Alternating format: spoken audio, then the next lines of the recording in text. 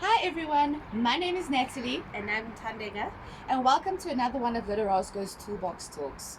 Today, myself and Tandeka, we are going to demonstrate for you how to do a sling using a triangular bandage. Okay, so the thing is you need to use a sling to protect your casualty's arm from further damage and to protect it from moving. So your sling is ideal for somebody who has a fracture on their arm, they've broken their arm, or if they have a dislocated shoulder. So first things first, what you need to do, ask your casualty to please support their injured arm, like so, okay, just so that they can hold it in place. Okay. Then you are going to take your triangular bandage that you have in your first aid kit, and you are going to fold it in half, like so. Okay.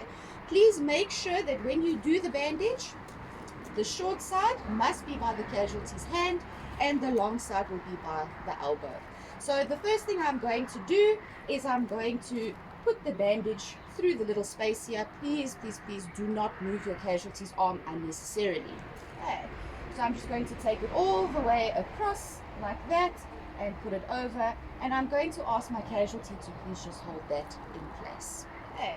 Then, with what is left over, I'm going to take it and I'm going to bring it around the other side. Now the casualty is still holding her arm in place, so what I'm going to do is I'm just going to tie the back here just to give that extra support.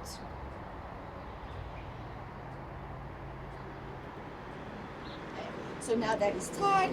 Now what I'm going to do with what is left over, I'm just going to twist it, make it nice and tight, and I'm going to put it inside there. Okay.